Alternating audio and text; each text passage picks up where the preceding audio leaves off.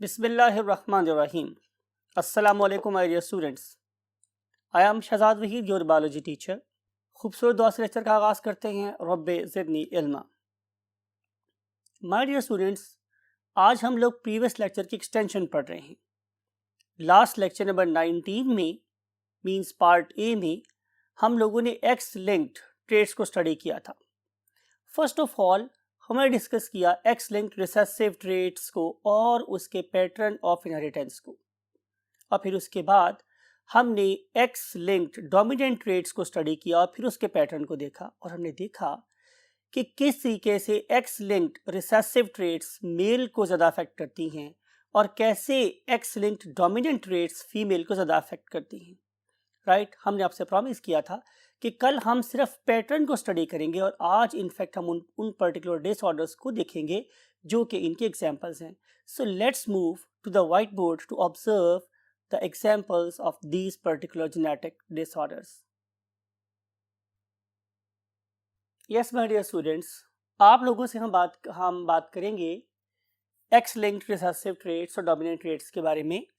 और आप लोगों की बुक में एक्स लिंक्ड रिसेसिव ट्रेट्स की दो एग्जाम्पल गिवन है in detail. One of them is called as haemophilia, other one is called as colour blindness. चूंकि दोनों ही एक्स लिंक्ड रिसेसिव ट्रेट्स हैं तो दोनों का पैटर्न ऑफ इनहेरिटेंस एक ही है. हमने कल इस एग्जाम्पल भी देखी थी. आप लोगों की बुक में एक येलो बॉक्स है और उस येलो बॉक्स के अंदर एक और एक्स लिंक्ड रिसेसिव डिसऑर्डर को डिस्कस किया गया है. That is called as TFS. It stands for testicular feminisation syndrome. हम इन्हीं चीज़ों को बेसिकली आज यहाँ पे डिस्कस कर रहे हैं इस पर्टिकुलर लेक्चर के अंदर.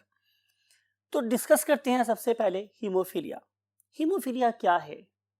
हमारे ब्लड के क्लॉट ना करने की एबिलिटी का नाम है हीमोफीलिया. अगर आप लोग इस पर्टिकुलर इमेज को देख रहे हैं तो आपको नजर आएगा कि यहाँ पे एक कैस्केड ऑफ केमिकल रिएक्शंस है. Whenever I use the term cascade तो इसका मतलब है एक लड़ी. हर रिएक्शन का एंड प्रोडक्ट अगले रिएक्शन का क्या है? रिएक्टेंट है. अगर इस पर्टिकुलर कैस्केड में किसी पॉइंट पर क्या आ जाती है? रुकावट आ जाती है, तो आगे की सारी चेन क्या करेगी? रुक जाएगी. राइट. हीमोफीलिया क्यों होता है उसको अंडरस्टैंड करने के लिए look at this diagram again. आपको नजर आ रहा है कि यहाँ पे टोटल 13 ब्लड क्लॉटिंग फैक्टर्स हैं. राइट. इनमें से मैंने बोला कि अगर एक फैक्टर भी कम होगा तो डिजीज क्या कहलाएगी? हीमोफीलिया. राइट. तो हीमोफीलिया की जेनेटिक्स थोड़ा सा पहले लिखते हैं आप लोगों के पास. नंबर 1 कि ये एक एक्स लिंक्ड डिजीज है. कौन सी वाली? रिसेसिव वाली. और दूसरी इंपॉर्टेंट कंक्लूजन क्या थी? कि it appears more in male than females. Males में ज़्यादा अपीयर होती है और फीमेल्स में कम अपीयर होती है. जहाँ तक सिम्टम्स की बात है तो वेरी सिंपल थिंग, तभी लिखा आप लोगों से, बताया भी आप लोगों को कि blood fails to clot. Blood fails to clot. तो जब आप लोगों का खून गिवन टाइम के अंदर नहीं जमता तो हम कहते हैं कि this particular patient is suffering from haemophilia. How we can test it? Answer is, हम एक ड्रॉप लेते हैं. Look at this particular video. हम एक ड्रॉप लेते हैं ब्लड का किस पे? स्लाइड के ऊपर, और फिर उसके अंदर एक हम कैपिलरी ट्यूब को खड़ी कर देते हैं. नॉर्मली लेस देन 1 मिनट और अप्रॉक्सीमेटली 1 मिनट के अंदर जो ब्लड है वो इस कैपिलरी ट्यूब के अंदर जम जाता है. और देखें कि अगर हम इस कैपिलरी ट्यूब को अब छिड़क रहे हैं, झटक रहे हैं, तो जमा हुआ ब्लड इसमें से बाहर नहीं आ रहा. लेकिन अगर after passing normal clotting time blood fails to clot तो हम कह सकते हैं कि this particular person is suffering from the disease of haemophilia. Getting my point? तो इसकी जो कॉज है वो क्या? अभी मैंने डिस्कस किया आप लोगों के साथ. Any one blood clotting factor is missing. कोई एक ब्लड क्लॉट फैक्टर जब मिसिंग हुआ, कितने में से? 13 में से। तो उसको मैं यूँ लिख सकता हूँ कि total number of blood clotting factors are 13। तो यहाँ पे क्या होगा? 1/13। इनमें से कोई एक अगर मिस हुआ तो ब्लड क्लॉट नहीं होगा। सवाल ये है कि क्या ये वाला डिसऑर्डर जानलेवा साबित हो सकता है? तो answer is yes, it can be deadly. ये जानलेवा बिल्कुल साबित हो सकता है। It can prove fatal. Depend करता है कि इस पर्टिकुलर ऑर्गेनिज्म के अंदर कट कितना ज़्यादा लगा है। आमतौर पे तो हम सर्जरी भी करना यू कैन से प्रेफर नहीं करते इन पेशेंट्स की, बिकॉज के एक छोटा सा कट भी इनकी जान ले सकता है और उसके लिए हमें बड़े स्पेशल किस्म का मेयर लेने पड़ते हैं, राइट। तो एक छोटा सा कट भी इनकी जान ले सकता है और यूजुअली एक्सीडेंट के अंदर तो आमतौर पे इनकी जान नहीं बचती। अगर मैं इनके सिम्टम्स की बात करूं तो 2 फ्रीक्वेंट सिम्टम ही होता है माय डियर स्टूडेंट्स कि इनके नोज आमतौर पे ब्लीड करते रहते हैं। यूजुअली नोज का ब्लीड होना कोई अलार्मिंग साइन नहीं होता, लेकिन अगर नोज फ्रीक्वेंटली ब्लीड हो रहा है इवन इन विंटर, तो फिर it can be you can say attention demanding symptom. आपको सोचना चाहिए कि आखिर सर्दियों के मौसम में भी नोज ब्लीड क्यों हो रहा है। इनके जो गम्स हैं वो फ्रीक्वेंटली ब्लीड होते रहते हैं। यूजुअली जो हमारे टॉन्सिल्स हैं वो ब्लीड नहीं होते, लेकिन एक ऐसा पर्सन हुई सफरिंग फ्रॉम हीमोफीलिया, उसके टॉन्सिल्स भी ब्लीड होते रहते हैं। फिर अगर ये देखें तो आमतौर पे अल्हम्दुलिल्लाह आपको भी पता होगा कि हमारे ब्लड में कभी यूरिन नहीं आता, लेकिन हीमोफिलिक्स के ब्लड में आमतौर पर यूरिन आता रहता है। तो ये वो सिम्टम्स हैं जो इस पर्टिकुलर ऑर्गेनिज्म को बहुत ज़्यादा फ्रेजाइल बना देते हैं from the normal organisms, right. देखते हैं कि हीमोफीलिया की हमारे पास कितनी टाइप्स हैं। For this purpose we have to go to the next part of the board.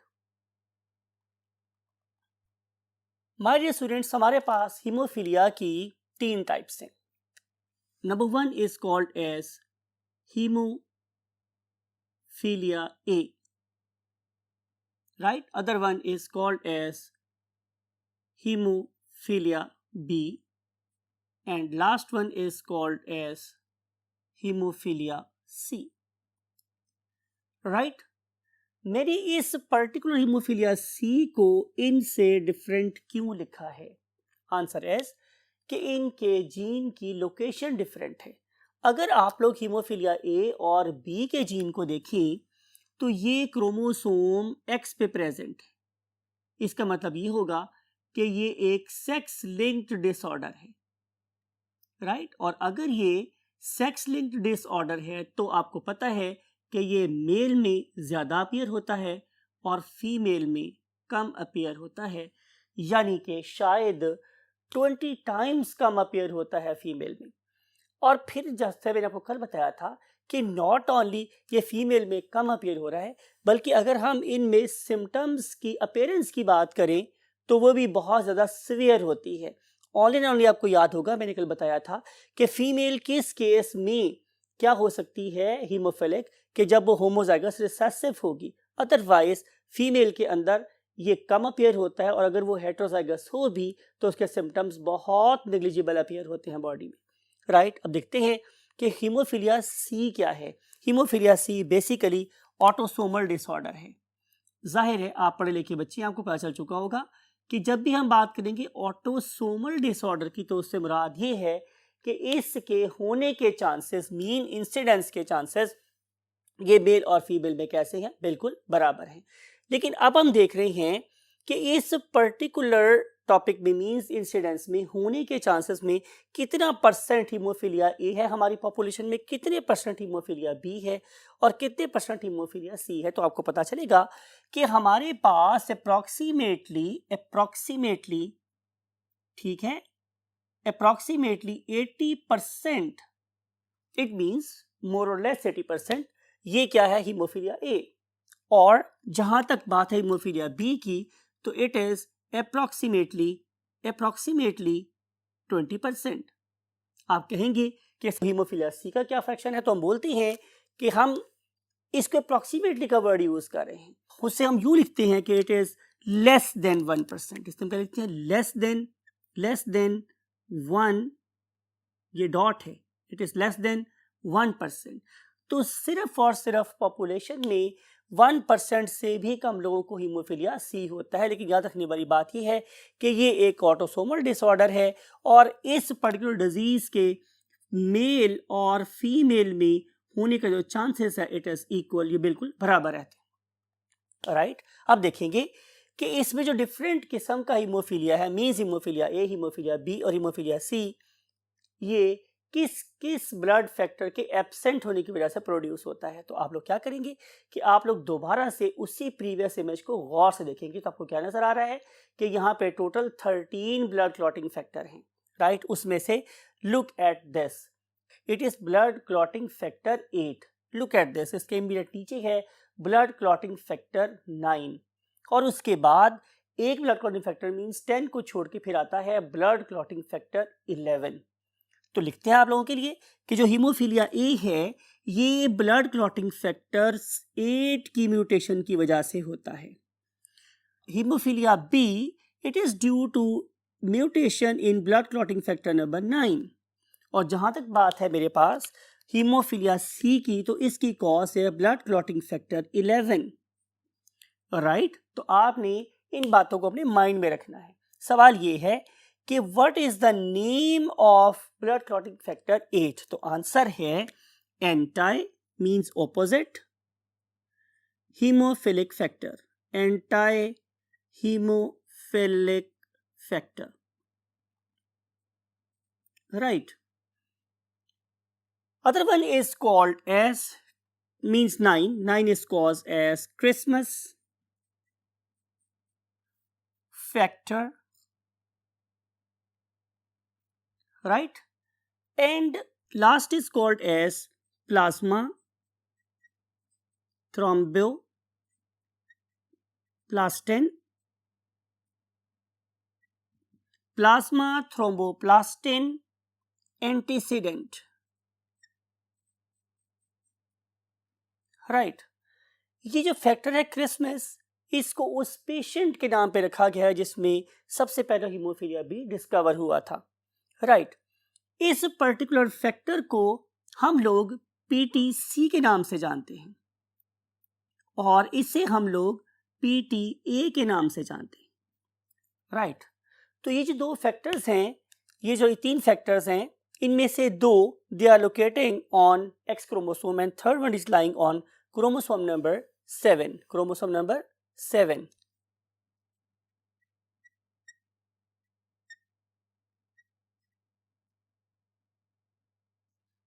That's it my dear students regarding haemophilia.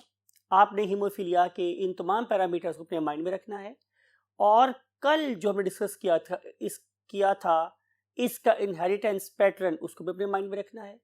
और इस पर्टिकुलर डिसऑर्डर के बारे में 2 पेडिग्रीज आपकी बुक में दी गई हैं, आप उसको बनाना भी सीखें। और इसका बेस्ट वे ये है कि आप इनमें से हर एक इंडिविजुअल का जेनेटिक मेकअप लिखें।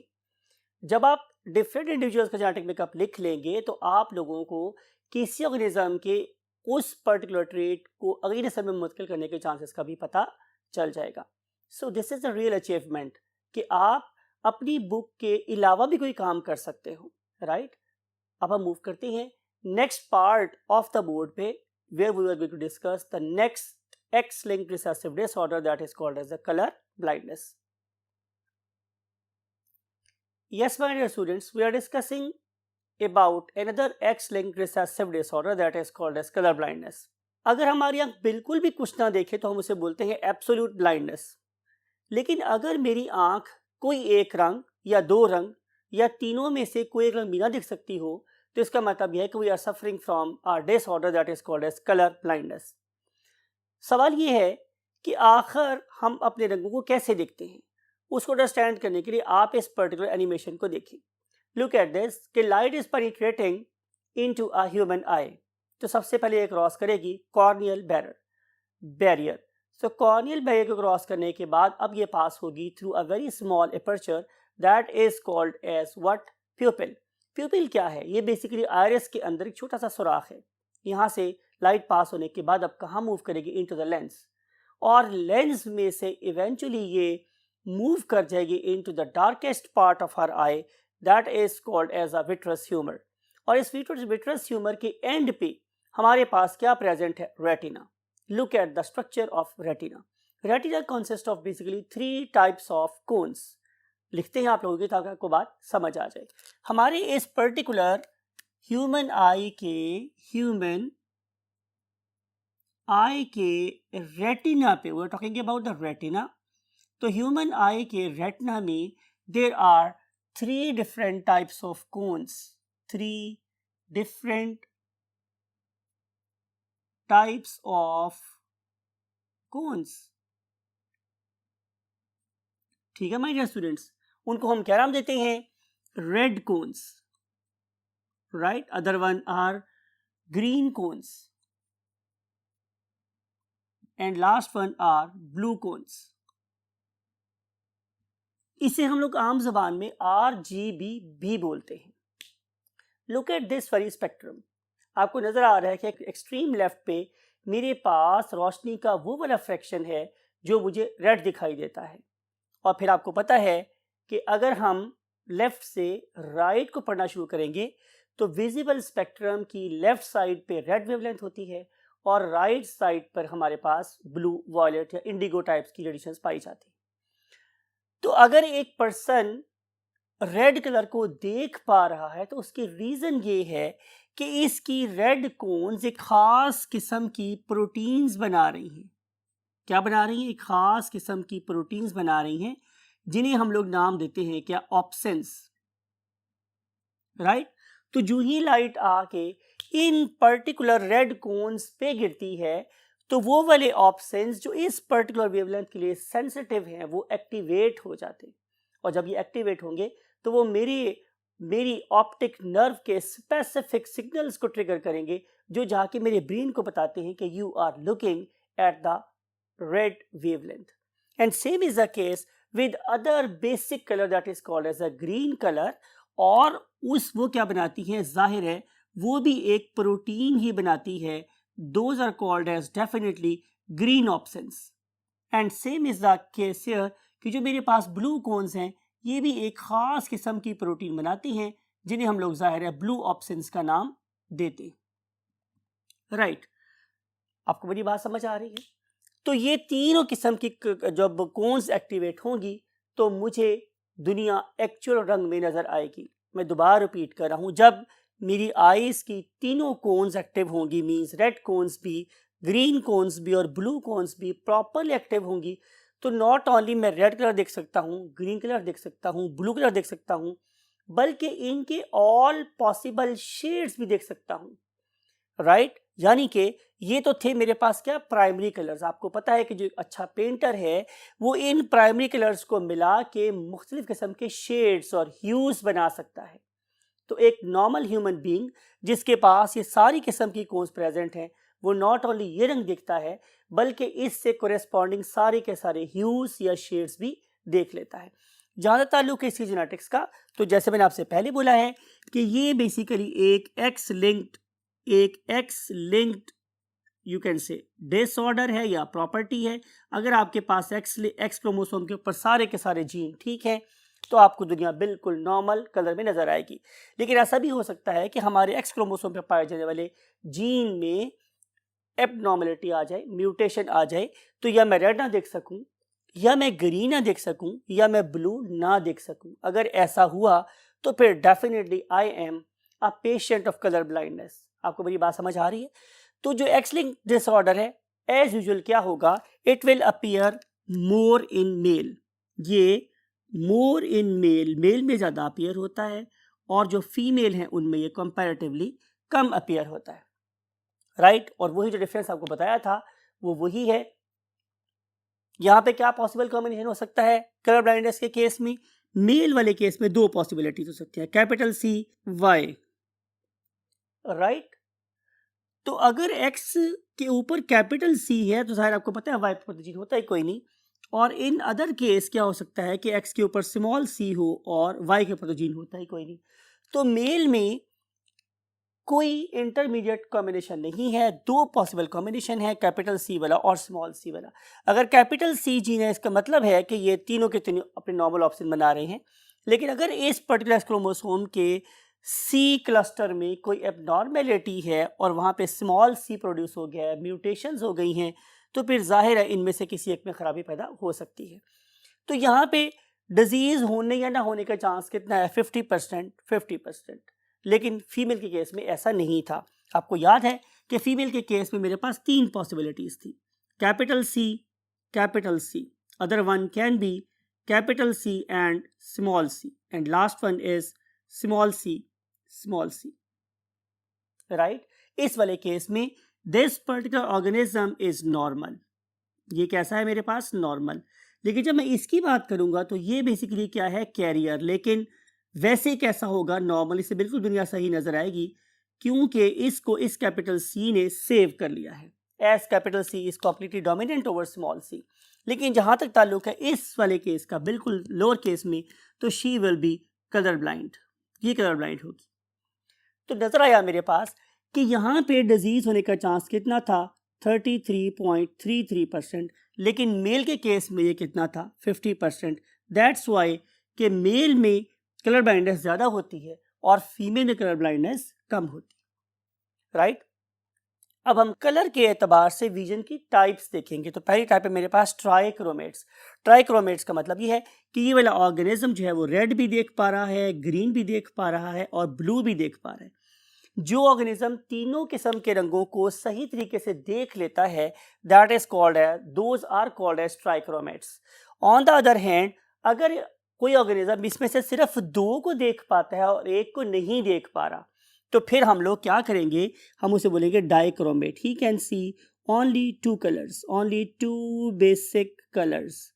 तो फिर हम इसे क्या बोलते हैं कि ये डाइक्रोमेट है। लेकिन अगर कोई ऑर्गेनिज्म 2 रंग ना देख सकता हो, सिर्फ 1 रंग देख सकता हो, can see only 1 colour, can see only 1 colour, तो फिर आमतौर पे हम उसे क्या बोलते हैं? मोनोक्रोमेट।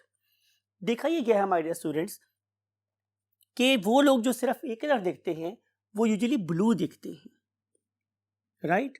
तो उनको दुनिया ब्लू ब्लू नजर आती है। वो रेड भी नहीं देख पाते, वो रेड भी नहीं देख पाते और वो ग्रीन भी नहीं देख पाते। Getting my point? तो ये है डिफरेंस बिटवीन द टू। अब अगर देखा जाए तो दुनिया में ये वाले पर्सन तो जाहिर है बहुत ज़्यादा है, नॉर्मल है, ये डोमिनेंट जीन है मेरे पास।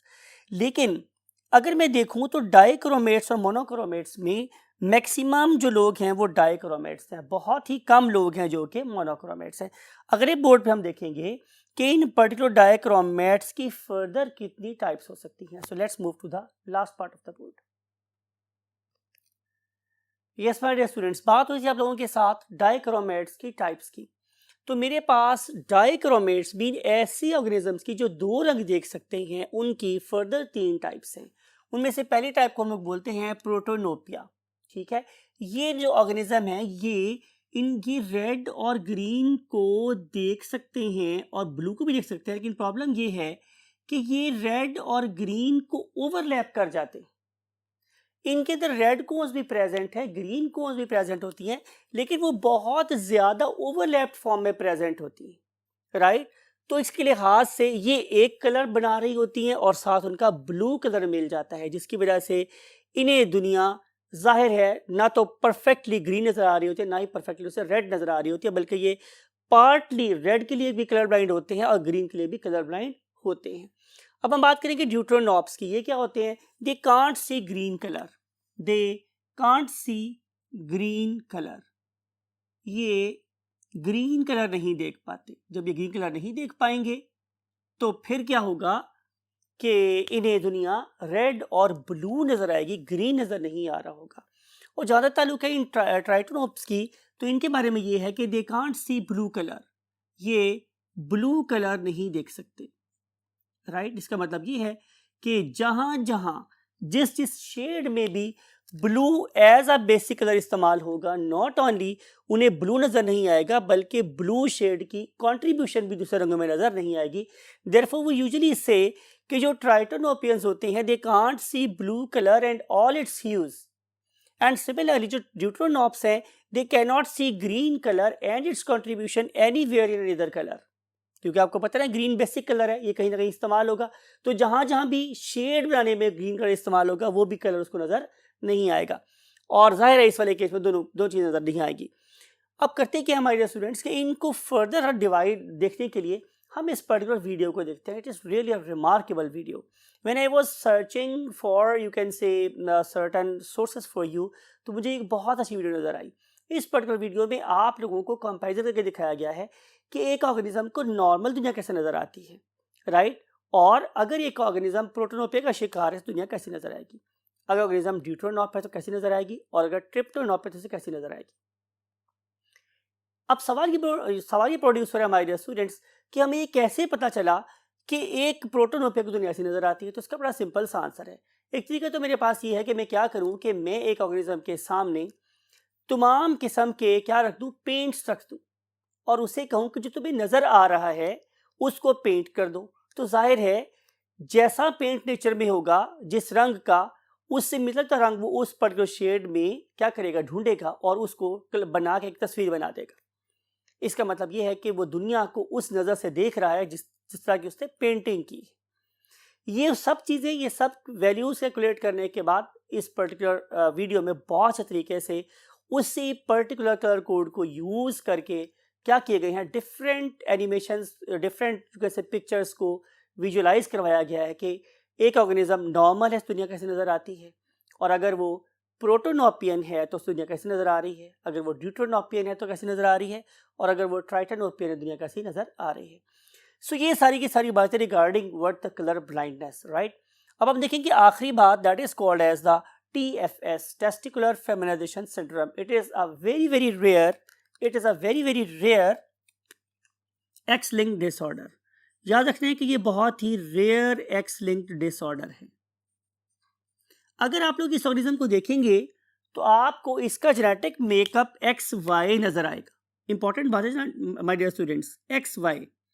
इसका मतलब यह कि जब जेनेटिक मेकअप XY हो तो इससे मेल होना चाहिए, it should be a male, right, because के Y क्रोमोसोम के ऊपर SRY जीन प्रेजेंट होता है। आपको पता है ये SRY जीन Y क्रोमोसोम पे प्रेजेंट है, और अगर Y क्रोमोसोम है तो SRY जीन अपना काम करेगा, और करने के बाद क्या करेगा, SRY जीन एक हार्मोन प्रोड्यूस करवाएगा बॉडी में, that is called as testosterone.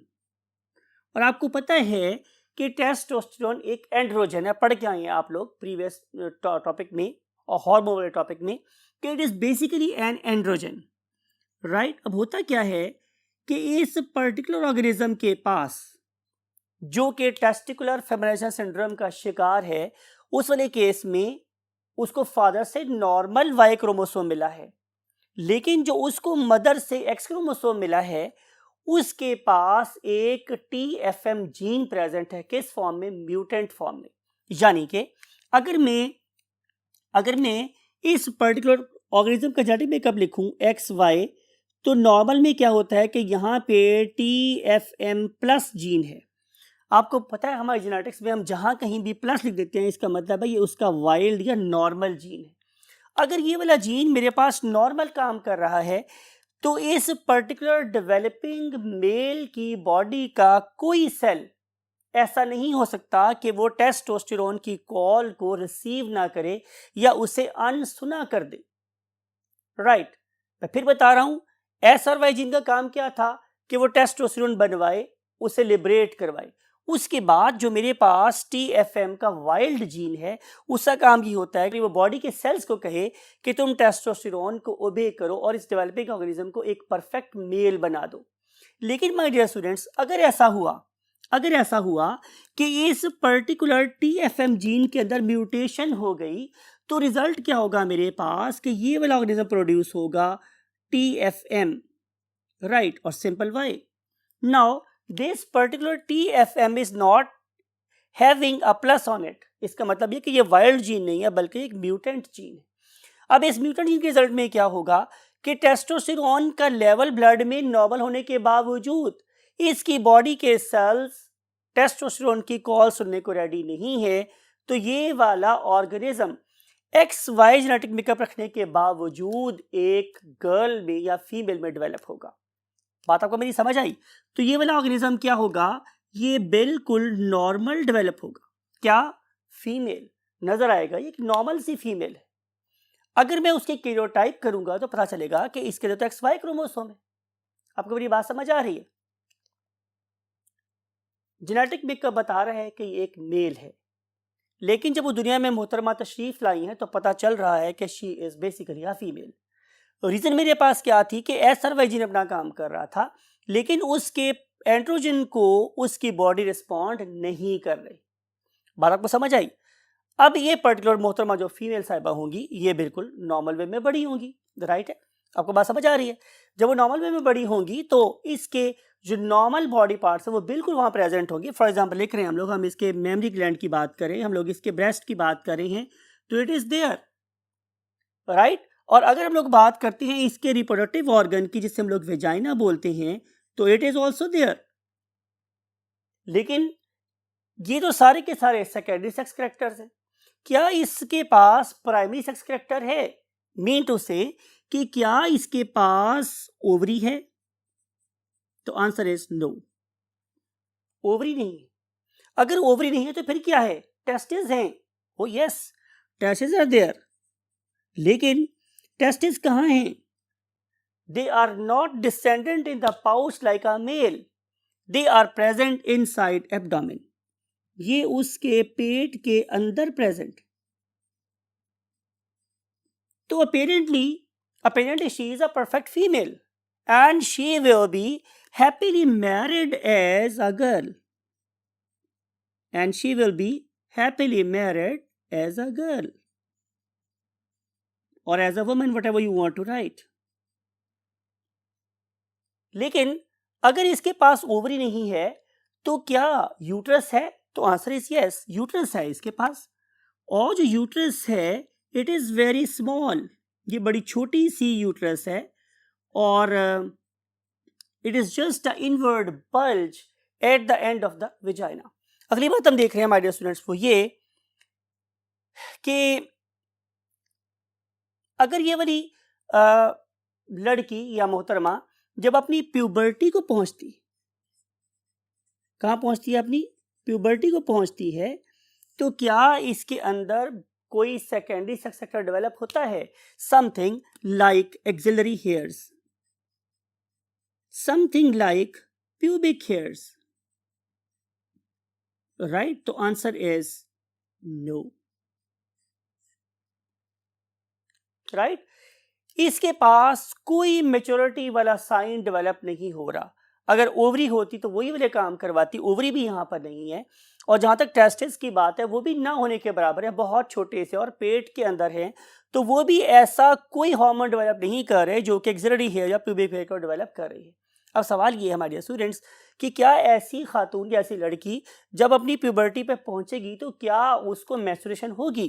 तो answer is no, no menstruation, because आपको पता है कि मेंस्ट्रुएशन होने के लिए ओवुलेशन का प्रोसेस होना जरूरी था। तो जब ओवुलेशन ही नहीं हो रही, जब ओवरी ही नहीं है माय डियर स्टूडेंट्स, तो फिर ओवुलेशन कैसे हो सकती है? तो कोई मेंस्ट्रुएशन भी इसको नहीं होगी। तो हम कह सकते हैं कि this is basically a sterile organism.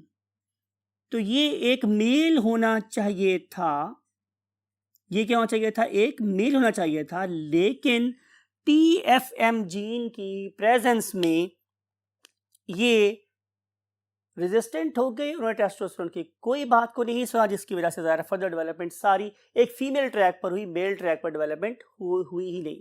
लेकिन चूंकि इसके पास दूसरा एक्स क्रोमोसोम नहीं था तो ओवरी के डेवलप होने का चांस भी कोई नहीं बनता था। अब सवाल ये है कि हम इन पर्टिकुलर ऑर्गेनिजम्स के बारे में उनकी फैमिलीज को क्या बताएं।